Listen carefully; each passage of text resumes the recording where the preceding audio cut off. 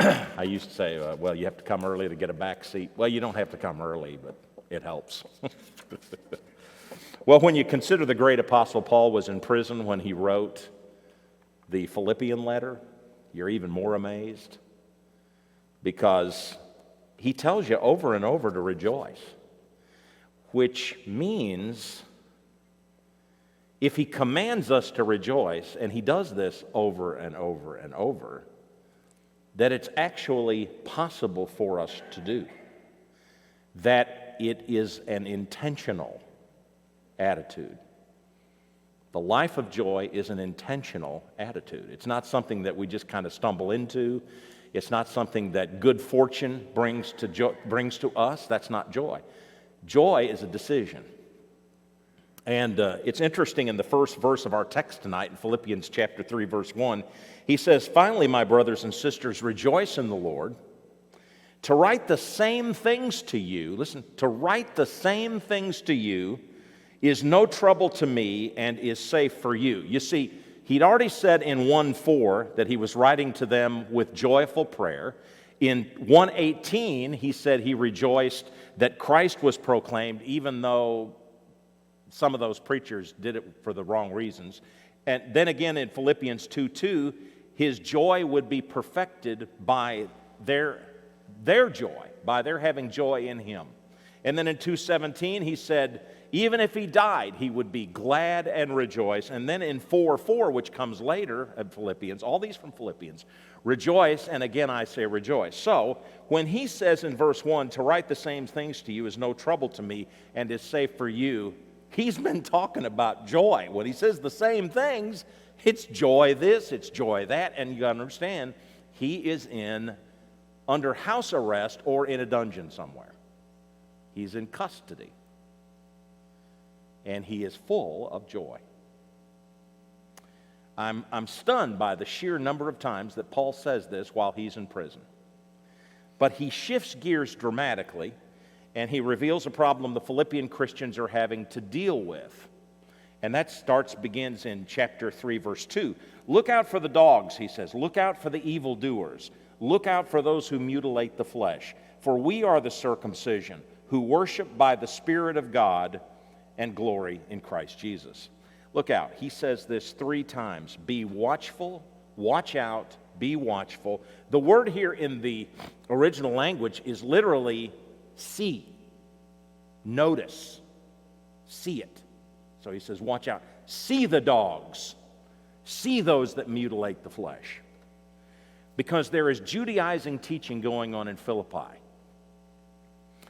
What I mean by that is that there were Jewish teachers who were teaching that you had to keep the law of Moses, all the holidays, sacrifices, and that you needed to be circumcised, men needed to be circumcised to be saved, in addition to keeping the commands of Jesus. And what was happening was they were going into churches out in Europe, and here we are in Philippi, probably the first church planted in Europe, in the continent of Europe, by Paul himself. And there are these teachers coming in, probably from Judea, which would be from around Jerusalem, have made the long journey all the way to Philippi just to add stuff to the gospel. And the stuff they're adding is the law. They said, you got to be circumcised and you got to keep the law. And so Paul says, watch out for the dogs. He's not insulting these teachers by calling them dogs, by the way, although it would certainly sound that way. To Jews, they would have understood that word to have a spiritual meaning. To be a dog was simply to be a Gentile, a pagan. It was the name that Jews gave Gentiles. And my first response is, that's not very nice. You call somebody a dog? Well, it's a little different. It's a little different. They were like little dogs, because these are not, the word for dog here does not mean the great big, what we'd call the junkyard dog, okay?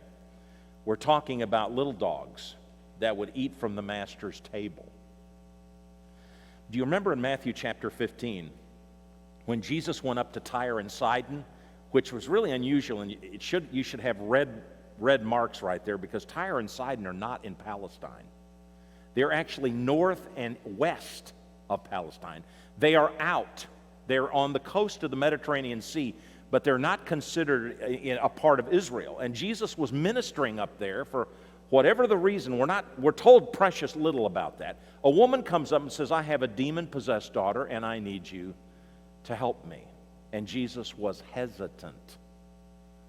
He said, we don't give what you feed the children to dogs. And I know the first time you read that, you think, my goodness, the Lord was being harsh, wasn't he? No, because again, that word dog has a different meaning for them than it does to us. What he's saying is, here's the thing. Children get to sit at the table and eat from the table. They get the first dibs on everything that's there. The children eat. If nobody else eats, the children eat. However, if there's enough, and there's stuff that falls on the floor, and some of you have got dogs like this, you never need to sweep under your kitchen table, right? Because the dog will always get what's under the kitchen table, or maybe a baby, I don't know, but anyway. You had a dog that comes around and eats off the kitchen table. This woman was saying, if there's enough grace, you would allow me to eat from the Lord's table. And so the Gentiles were looked upon as those outside. They wouldn't sit at the table. In the great banquet feast that was foretold under the Old Testament law, even back to the prophets of the Old Testament, the dogs had no place at the banquet table. Only people did. And so the notion is that a Gentile's kind of a non-person where God is concerned. And if there's any grace at all left over for the Gentile, well, he can have a little of that. But that's all, because he has no place, he has no seat at the table. And what he says here is, when he calls these teachers dogs, he's saying they're essentially teaching you how to eat off the floor.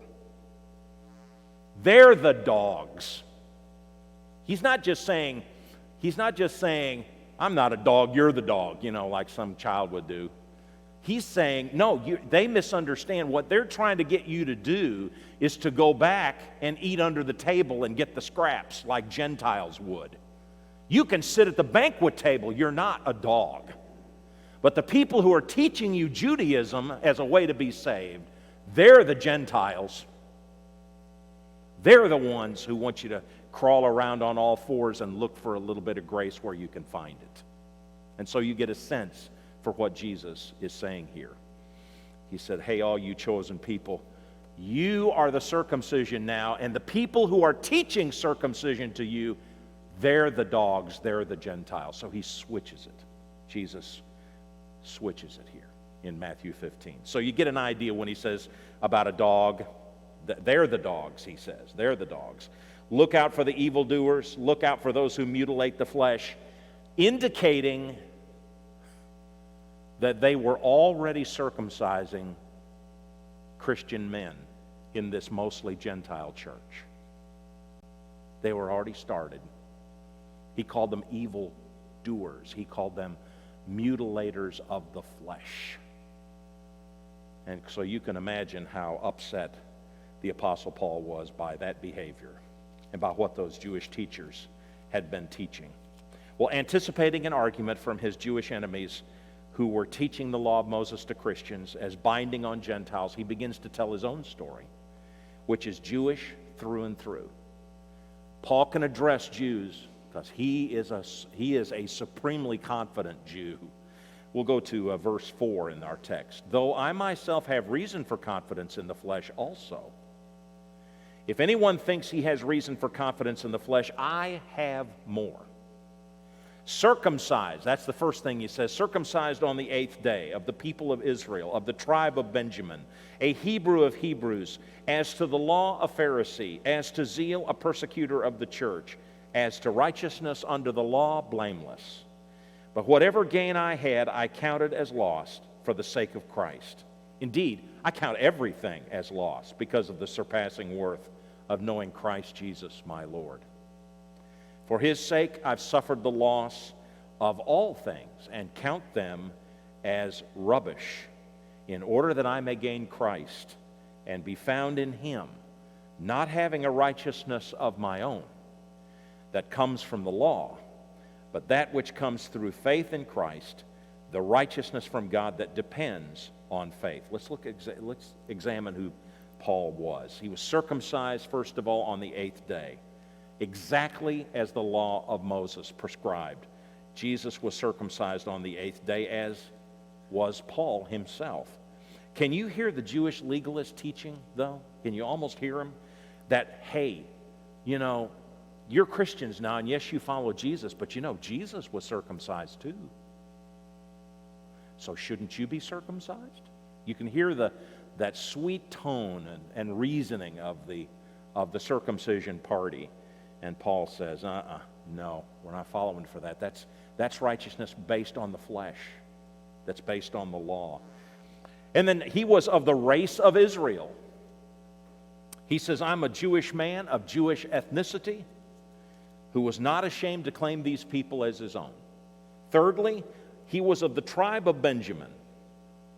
Let me tell you something about the tribe of Benjamin that I learned this week as I was getting ready for this.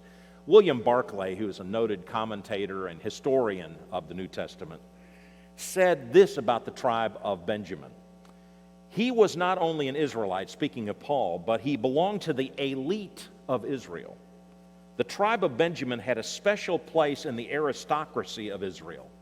Benjamin was the child of Rachel, the well-loved wife of Jacob, and of all the 12 patriarchs, he was born in the Promised Land. That's interesting. It was from the tribe of Benjamin that the first king of Israel had come. Plus, Paul used to be Saul, who, incidentally, was the first king of Israel from the tribe of Benjamin. And so Paul was probably named after the first king of Israel. Now, that he even knew that he was of the tribe of Benjamin would have been a genealogical feat. Nowadays, with the internet, most of us can find a single thread of our genealogies, okay? Some of us can find several threads. A few of us don't find anything, but it's really hard not to find something about your forebears these days, although it used to be quite difficult. When Israel was taken, or Judah, the southern kingdom, the first kingdom had already gone away in the 8th century BC. By the time 200 years later, the southern kingdom, the Judah, is taken away into Babylonian exile. The temple is destroyed, the walls are torn down, and the people of Israel are spread all over the world, all over the known world.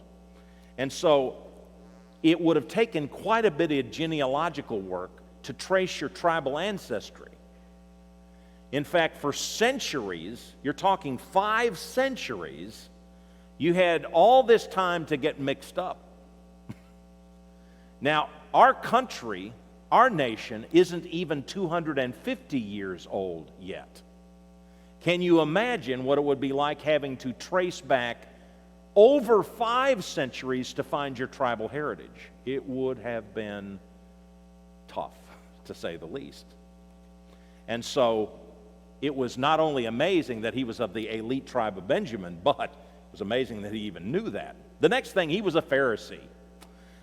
Interestingly, we're not exactly sure where Pharisees came from historically, but we believe, historians do, that the Pharisees came during the Babylonian captivity, during that 5 centuries, or during those centuries where, of course, there was a lot that happened from the time of the Babylonian captivity up to the time of Jesus and eventually you get to the Roman Empire. So the Pharisees were probably started sometime or in the Babylonian captivity or in that period of time somewhere. They were the separatists. And they were separatists in a good way because they wanted to maintain the distinctiveness of the Jewish people. And so it's believed that Pharisees, in cooperation with sympathetic Jews, began synagogues, although we're not even sure when synagogues got started exactly. Jewish houses of worship. Where do you go if you haven't got a temple to go to? Well, they went to synagogues, and they continued that for centuries after. And we still have synagogues even today. So he was a Pharisee, an expert in the law, someone who was interested in preserving the law, the distinctiveness of Jews. And fifthly, he was a radicalized persecutor of Christ's church. If you ever wanted to know about a terrorist who had been radicalized by the law of Moses, you have to just look at Saul of Tarsus. He was a radicalized terrorist against Christians. He had people thrown into prison. He wreaked havoc on the church, the book of Acts says. And he had parents separated from their children, and he had them arrested. These parents were arrested and thrown into jail. And he even held the garments of those who stoned Stephen, which means he probably paid to have Stephen murdered. And then it says, as for observing the law, he was blameless, meaning you couldn't fault him in any way for not keeping the law of Moses. Now then he shocks his opponents. He said all of that. Look at all these reasons I have to be proud of my heritage and proud of what I've accomplished in my life. And he said, I gave this all up to know Jesus. I gave it all up. He turned his back on all that his family heritage had left him, all that his hard work had left him. He turned aside from that, and he decided to follow Jesus. And those who were once his best friends and bosom buddies became his most hated critics. And they tried to kill him on numerous occasions. And then he said, I counted all of this as rubbish. Some translations say as refuse. Some say garbage. All of this is no more important than garbage now that he can be in Christ. He said, the righteousness that comes from my Jewish heritage is nothing but nothing. It's a big nothing burger is kind of the way we put it today. To say that he says, my righteous accomplishments mean absolutely nothing. What's important is that I know Jesus and the power of his resurrection. Some of the most powerful thoughts in all of the New Testament. And a thought that we should internalize daily. Do you have any idea how radical this whole thing was? I mean, this whole idea of being made perfect by someone else who was perfect when you are not perfect. Most of us, or a goodly number of us, at least at some point growing up, we have this idea that judgment is about, good deeds versus bad deeds. And then, we get on the scale here. The scales God's scale will be, here's all the good deeds over here, and here's all the bad deeds over here. And you better hope the good deeds outnumber the bad deeds. But that's not judgment at all, the way the New Testament says. Paul himself said, hey, this goodness that comes from keeping rules, from keeping law, it doesn't matter. He says that doesn't matter. He counts that as refuse. He says what I need to do is I need to know Christ, to experience him and the power of his resurrection. So we can't say that our righteous accomplishments or that our perfection in doctrine are somehow better and outweigh our sin. No, we can't pay for our sin like that. Your sin will always outweigh your good deeds. And it only takes one sin to outweigh all the good deeds you've ever done. And that is a radical idea. I have heard so many people, and I'm not poking fun here, but I've heard many people who've come to the end of their lives tell me that I've lived a good life, they'll say. I've never harmed anybody. I've never hated anybody, never mistreated anybody. And I've heard stories about people who said that, and I've come away thinking, what a remarkable lack of memory. People that have been sneaky and conniving in business, people who have been greedy and turned away the poor, say, I've never hurt anybody. And then they rationalize. You'll hear them say, well, I never killed anybody, and I never stole from anybody. Although I did rightfully I kept some things that were rightfully somebody else's. But I didn't steal from them. It's amazing. They base their hope on what they did or did not do, justifying themselves more by the evil they did not do than by the good that they did do. No. Paul said, my righteousness comes from knowing Jesus. It comes from God, not me. All these accomplishments, all this stuff on my resume, and in Philippians 3, he said, is worthless to me just to know Christ. And then in verse 10, we finish, that I may know him in the power of his resurrection and may share his sufferings, becoming like him in his resurrection, in his death, that by any means possible I may attain the resurrection from the dead. The promise of the resurrection motivated him to give everything up. Becoming like Christ in his own death, what he was doing was, I'm stretching forward to the day of the Lord's return and my own resurrection from the dead, that everything else that surrounds me really doesn't matter much. That I'm stretching forward to those things which have ultimate value. He had given everything up. Christ once told a story, and it was a very, very short story. I guess maybe it was one of his shortest parables ever. In Matthew, the 13th chapter, it's a 2-verse parable in 45 and 46. The kingdom of heaven is like a merchant in search of fine pearls, who on finding one pearl of great value, went and sold all that he had and bought it. And that's the end of the parable. Quick. Actually, the one that precedes it might be just a little longer, but it's not very long. A merchant went looking for fine pearls. So this is a guy who's experienced in pearls, not cultured pearls, the real ones. The ones that you find in the sea, in the Mediterranean. He found one pearl that was so beautiful, so valuable, that he sold his inventory to have that one pearl. Get the picture? Just to have that one pearl. Now, the first thought is, well, you mean he sold everything? Oh, it says he sold everything. He sold his house. He sold any food that he might have so he could possess that one precious pearl. And that's exactly what Paul did.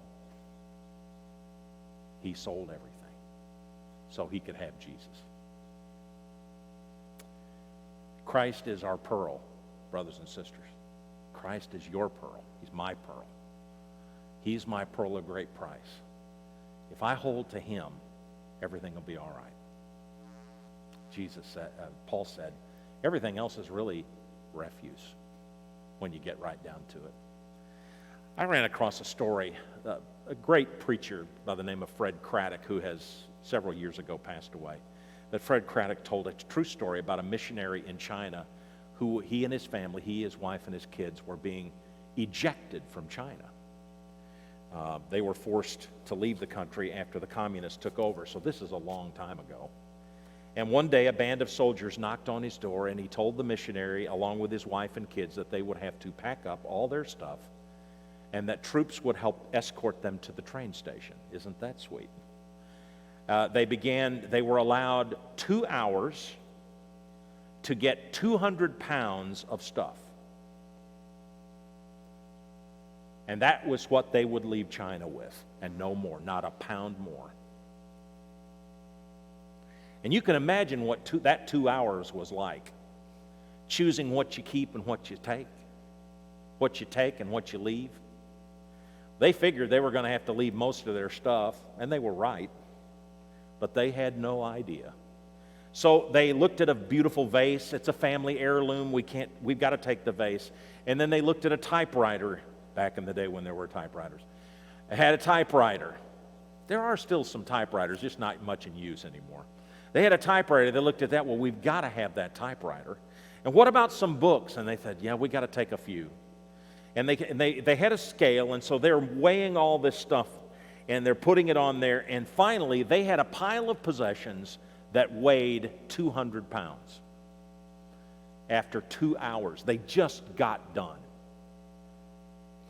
And 2 hours later, the soldiers appeared right on the dot, and they said, are you ready? And they said, yes. And they said, did you weigh your stuff? And they said, yes, we did. And they said, 200 pounds? 200 pounds on the dot. Did you weigh the kids? oh, no, way the kids. That's part of this stuff. And in an instant, the vase, the typewriter, and all of their earthly possessions meant nothing. And they pretty much left everything there. Because none of it really mattered. Sometimes things happen in our lives that remind us, that shock us into realizing that if we're forced to view life and those things that are really important to us, that we really should tend to the things that are really important. Like Paul did. It wasn't that he didn't work hard for everything he'd worked hard for and that he treasured his background. It was just in comparison to Jesus, there is nothing so important as him. And what had previously been of value came to mean absolutely nothing, just like this missionary family leaving China. They would not leave their children for a typewriter. And when you think again about where Paul was when he wrote this, that he was in prison, I continue to be amazed. And I am more convinced that as we read this, we should be ever aware of where he wrote this. Because there's nothing, absolutely nothing more beautiful, nothing more critical and crucial to our survival, nothing more life-changing than that precious pearl worth more than everything. Nothing we have can we take with us except Jesus and our love for people. You know, love is eternal. That doesn't go away. For those that have lost loved ones, and everybody here has, love doesn't go away. Love endures. It's supposed to. It doesn't go away just because a person has died. And your love for Jesus, although he's not present, you love him, you can continue to love those that have gone on before. Love and Jesus are the only things that we'll take with us. Let's put into proper perspective these things in our lives. Most of you do. I would just ask you again as we all get ready for a new week, with all that's going on around us, with an election coming up, and with all the hate that's being spread, and all the rumors and all the reports, that you remember what's important. That living in love and caring for your neighbors, meditating on the scriptures, praying to God, those are the things that really matter. Relationships, they matter. They matter. In the larger scheme of things, nothing else matters. If you have a need tonight, if you would like for us to pray for you in any way, if there's a way we can pray for you or something that you need. This morning we had a man come forward after services. We didn't make an opportunity for an invitation, but I was reminded by this man's coming to me after the services that we need to make a time for prayer. And if you have a need, please let us know in some way, whether you fill out a card and hand it to me or come to the front. That we would be delighted to pray for you. We want to be a praying church. We want to be people that really look to God continuously. So if you have that need tonight for prayer, if you would, while we're singing this last song, if you would come and bring a card or come to the front row, we'll pray for you or pray for someone that you love. Just let us know what that need is. Let's stand and let's sing together.